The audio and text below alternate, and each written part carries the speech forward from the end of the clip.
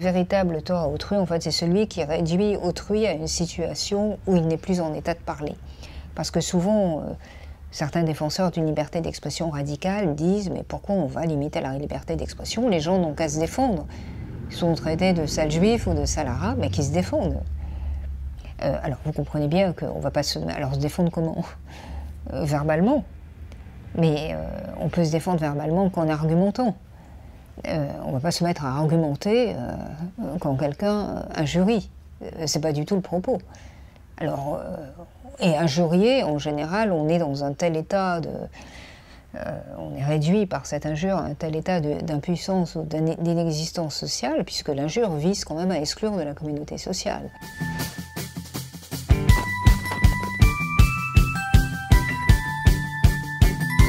On va parler avec vous, Monique Cantos-Perber, de la thématique de la liberté d'expression. Vous avez écrit un livre, Sauver la liberté d'expression. Et donc pour commencer, en lien avec ce titre, j'ai envie de vous demander pourquoi la liberté d'expression est-elle en danger? Pourquoi faut-il la sauver? La sauver, absolument. En danger, très certainement. Ce qui est à l'origine de ce livre, c'est le constat qu'aujourd'hui, le champ de la parole publique est en quelque sorte occupé par deux forces qui cherchent chacune à gagner une hégémonie sur la parole publique. Il y a d'un côté, on a affaire à des apprentis censeurs. Bon, alors évidemment, maintenant, on les qualifie de mouvements woke. Mais ce n'est pas simplement cela, c'est-à-dire des mouvements qui sont générationnellement quand même assez marqués, politiquement aussi, et qui, d'une certaine manière, veulent imposer à la parole publique des règles qu'ils ont eux-mêmes définies sur ce qu'on a le droit de dire et sur ce qu'il faut taire. On n'a plus le droit d'employer certains mots, et on ne peut pas aborder certains sujets parce que c'est immédiatement mettre en cause d'autres personnes. Et donc, ceux qui voudraient défier cette sorte de règle implicite se trouvent en général jetés en pâture, en particulier dans les réseaux sociaux. Donc là, on a affaire, si vous voulez, à un étrange phénomène d'un groupe assez activiste, très large, très répandu, qui veut définir les règles de la parole publique, au fond, en privatisant la définition de ces règles. On pourrait penser que les règles d'usage de la parole publique, c'est la justice qui les définit, avec des règles universelles, des délits ou des infractions qui sont parfaitement caractérisées, qui doivent être parfaitement documentées et établies avant d'être jugées, etc. Là, on a affaire à un type de réglementation sauvage qui est imposée dans un rapport de force. Bon, c'est comme ça. Après tout, ces mouvements, on le vend en poupe culturellement aujourd'hui, et on ne voit pas pourquoi on leur reprocherait d'utiliser leur avantage. Donc ça, c'est une première menace directe sur la liberté d'expression, parce que la liberté d'expression, elle va de pair avec la possibilité de faire des provocations, hein, de transgresser, de même formuler des blagues de mauvais goût et tout ce qu'on veut, dans la mesure où ça ne dépasse pas les bornes de ce que la loi interdit. Et de l'autre côté, on a affaire à un mouvement qui, lui, alors, de manière fort perverse, se réclame de la liberté d'expression radicale, et que je résumerai sous le titre, le mouvement de « on ne peut plus rien dire ». Heureusement que nous, on se donne encore le droit de dire tout ce qu'on veut.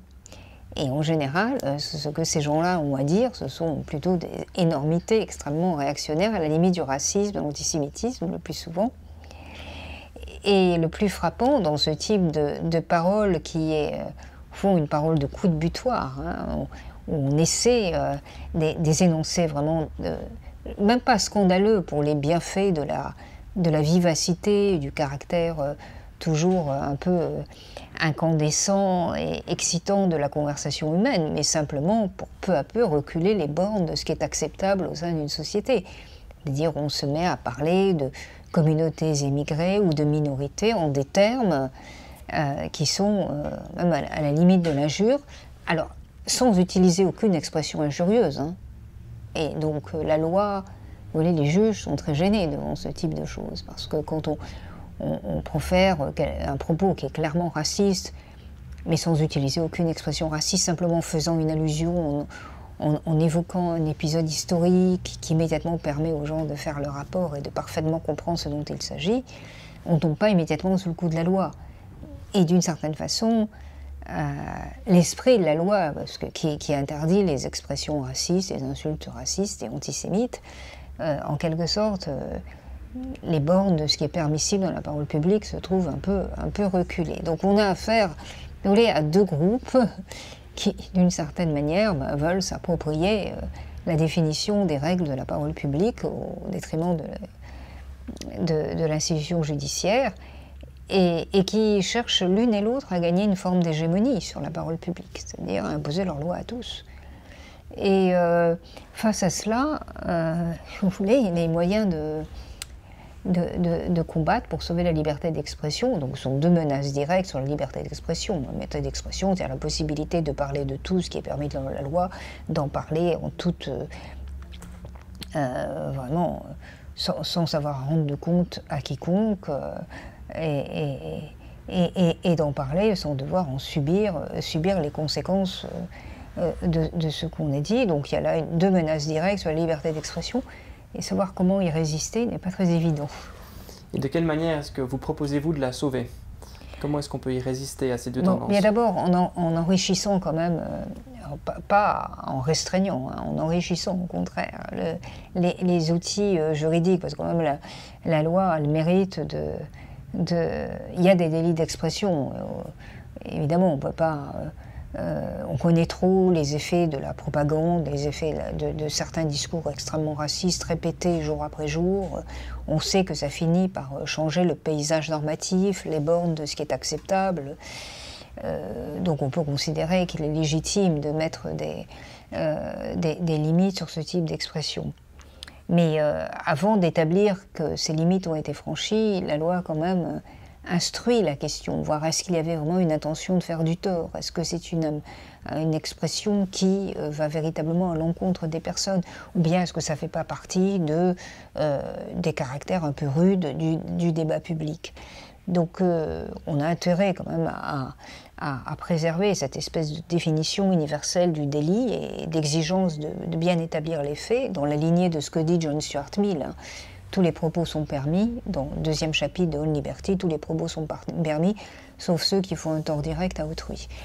Mais ça ne suffit pas, parce que, si vous voulez, les juges sont extrêmement démunis devant certains types de paroles, et puis il y a un certain nombre de choses dont ils ne tiennent pas vraiment compte, en particulier le fait que, bien sûr, les juges peuvent, la 17e chambre du tribunal correctionnel de Paris, prononce régulièrement des décisions contre des abus de la liberté d'expression, mais d'abord parfois ces décisions sont difficiles à interpréter, elles sont peu lisibles, elles paraissent même dans certains cas arbitraires.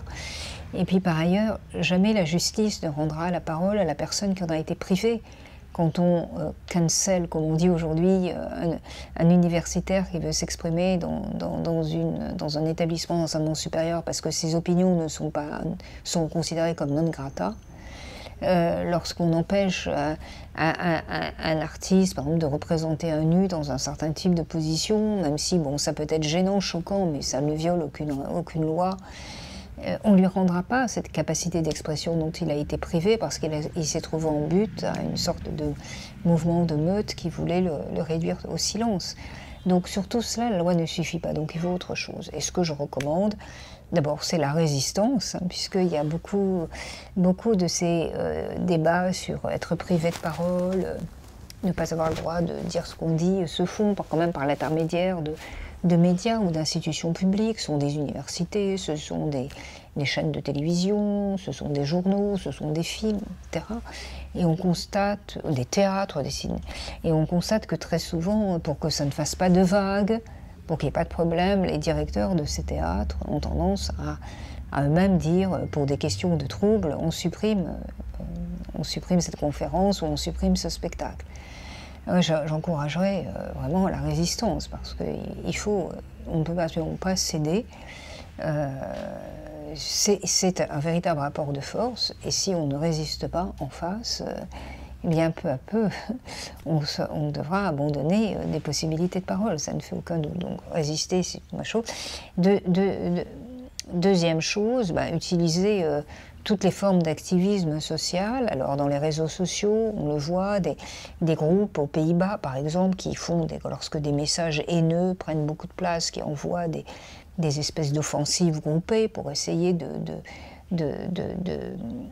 sortir, de priver ces messages de la visibilité qui leur est donnée sur les réseaux, ou alors toutes sortes de parodies, de refus d'accréditer des paroles extrêmes, enfin toute une multiplicité d'actions qui doivent venir de la société civile, et beaucoup plus de cohérence dans l'application de la loi, et de la résistance des responsables des institutions, voilà ce que je trouve.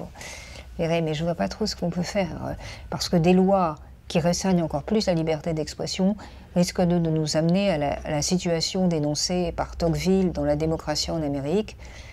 Je vous avais laissé avec les abus de la liberté et je vous retrouve sous les pieds d'un tyran. Donc les lois de censure et de restriction de liberté de parler sont des lois toujours dangereuses. Vous avez parlé des limites légales de la liberté d'expression. Je souhaiterais qu'on s'intéresse aussi aux limites morales. Vous avez cité John Stuart Mill en parlant de cette limite que serait le tort qu'on cause à autrui. Mais la question justement c'est à partir de quand est-ce qu'on cause un tort qui doit être réprimandé par la loi? Parce qu'on peut imaginer qu'on parle aujourd'hui de micro-agression justement, donc une sorte de tort aussi qui peut être perçu subjectivement. Donc quelles sont les limites qu'on doit moralement en tout cas s'imposer en tant que société et qui peut-être ensuite doivent être transformé en texte légal. Mais quelles sont les limites de la liberté d'expression? Alors, la question entre ce qu'on appelle les dommages et les offenses, c'est-à-dire les dommages, les torts qui correspondent à un mal objectif fait à autrui, qui limite sa liberté, et les offenses qui sont de l'ordre plutôt de la subjectivité, de ce qui est vécu par autrui comme quelque chose qui lui fait du mal, qui est probablement ressenti comme tel, mais qui ne correspond pas vraiment à ce qu'on appelle un tort exercé sur autrui, est une distinction difficile à définir. Et je consacre un chapitre entier dans mon livre, mais on peut se fier quand même à un ensemble de critères qui permettent de faire la distinction, en particulier le fait qu'un tort est universellement reconnu comme un tort. Quand quelqu'un, comme le dit John Stuart Mill dans l'exemple qu'il utilise, quand on publie devant la maison d'un négociant en grains, devant une foule déchaînée prête à en découdre, un papier qui appelle à la disparition des négociants en grains et quasi au meurtre des négociants en grains, c'est une incitation directe à ce qu'on fasse un tort à la personne concernée. Donc là, tout le monde reconnaîtra que c'est évidemment un tort objectif. En revanche, prenons le cas du blasphème, quand une injure aux dieux, alors pas aux croyants, mais aux dieux, sera perçue comme quelque chose d'extrêmement grave, un tort fait à autrui par les croyants, et en particulier par celui qui croit en la religion en question. En revanche, ce ne sera pas du tout perçu comme tel par quelqu'un qui est complètement athée, qui trouvera même ça plutôt drôle. Donc le fait qu'il n'y ait pas d'unanimité sur l'existence même du tort est un indice qui permet de faire la différence entre tort et offense. Et si vous voulez, alors dans mon livre, je fais un très long développement pour essayer de montrer que le véritable tort à autrui, en fait, c'est celui qui réduit autrui à une situation où il n'est plus en état de parler. Parce que souvent, certains défenseurs d'une liberté d'expression radicale disent « mais pourquoi on va limiter la liberté d'expression? Les gens n'ont qu'à se défendre. Ils sont traités de sales juifs ou de sales arabes, mais qui se défendent. » Alors vous comprenez bien qu'on ne va pas se défendre comment? Verbalement. Mais on peut se défendre verbalement qu'en argumentant. On ne va pas se mettre à argumenter quand quelqu'un injurie. C'est pas du tout le propos. Alors, et injurier, en général, on est dans un tel état on est réduit par cette injure à un tel état d'impuissance ou d'inexistence sociale, puisque l'injure vise quand même à exclure de la communauté sociale. Alors il y a des organismes très charpentés qui sont capables de ne pas se laisser... Mais enfin, en général, il s'agit de personnes qui sont déjà dans une condition très défavorable, très minorisée, très dévaluée, et il y en a très peu qui ont la ressource d'injurier avec la même... ou de répondre avec de la même façon. Est-ce qu'on ne pourrait pas imaginer que dans une société ouverte et pluraliste, ce soit le rôle de la société justement d'identifier par exemple des injures et sans qu'elles soient réprimées par la loi, qu'on puisse en tant que société dire, eh bien, insulter quelqu'un comme un sale juif ou sale arabe, eh bien, on considère que c'est socialement mal vu et donc... Bien sûr, d'ailleurs, ça se fait comme ça, il suffit de le publier et la personne est totalement déconsidérée. Absolument, ça fait partie des moyens d'activisme dont je parlais tout à l'heure, absolument. Puisque, mais pour en revenir à ce que vous disiez, là, sur le fait que, donc à mon avis, dans la plupart des cas, la personne est speechless. Elle ne peut pas répondre. Et elle ne peut pas répondre parce qu'elle manque de courage ou parce qu'elle manque d'idées. Elle ne peut pas répondre parce qu'elle n'est plus rien. En quelque temps, l'injure l'a totalement anéantie.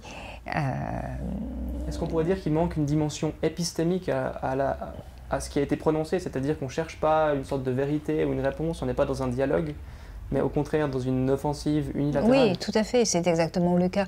Donc le fait d'être réduit à la parole, et alors je reprends tous les développements d'Austin sur le statut de locutionnaire et illocutionnaire, non seulement on ne peut pas parler, et pourquoi on ne peut pas parler, pourquoi on ne peut pas répondre? Pas tout simplement parce qu'on n'est plus reconnu comme un sujet de parole. C'est la dimension illocutionnaire de la parole qui n'est plus reconnue, c'est-à-dire la possibilité de dire quelque chose quand on parle. Si vous voulez parler, bon là je me réfère au développement récent des théories linguistiques, mais parler c'est pas simplement dire quelque chose, c'est être reconnu comme celui qui dit cette chose-là. Parce que vous pouvez parler, en certaines situations, personne ne peut vous entendre.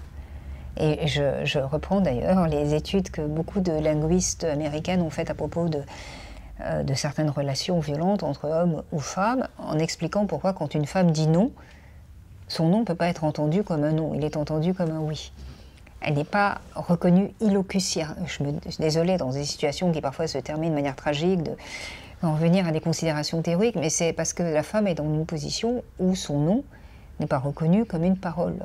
Elle n'est pas reconnue, la force illocutionnaire, de locuteur, de capacité de parole de ce non n'est pas reconnue en tant que telle. Et ça, c'est pour moi la vraie limite morale de la liberté d'expression. Ne jamais réduire quelqu'un à l'état où il ne peut plus répondre de ce fait. Parce que ça détruit ce pourquoi même existe la liberté d'expression. Et évidemment, ça détruit radicalement les bienfaits de la conversation humaine. Merci. On recommande la lecture de votre livre « Sauver la liberté d'expression ». Pour conclure, on demande à chaque fois à nos invités de nous parler d'un livre en 1 ou 2 minutes en lien avec la liberté qui les a marqués au fil de leur vie. Quel serait le vôtre ? Oh, voilà une question bien difficile. Bon, évidemment, d'un point de vue théorique, c'est d'abord le livre de John Stuart Mill, On Liberty, parce que c'est un livre écrit, ce n'est pas un livre de philosophie extrêmement approfondi, argumenté, mais avec une vivacité d'idées et une capacité prémonitoire extraordinaire. Alors si je peux parler d'une lecture plus récente, j'ai lu un tout petit livre d'une romancière italienne très très âgée, Edith Bruck, qui a une enfance, parcours de vie très difficile puisqu'elle a été déportée quand elle avait 14 ans et ensuite elle était hongroise et elle a refait sa vie en Italie. Mais jamais je n'ai vu l'affirmation d'une liberté créatrice de sa propre existence comme c'est le cas de cette femme qui a été privée de tout, en quelque sorte, dès son adolescence, et qui est arrivée, elle était d'ailleurs la légataire testamentaire de Primo Levi, et qui est arrivée à une sorte de force d'affirmation de sa liberté, qui est tout à fait extraordinaire. C'est un livre que je recommande à tous les amoureux de la liberté. Merci beaucoup, Monique Contos-Sperber. On vous souhaite encore une bonne journée, et à bientôt. À bientôt, merci. Pour ne manquer aucun de nos contenus, abonnez-vous et activez la cloche. Et pour faire infuser la liberté, n'hésitez pas à partager nos contenus.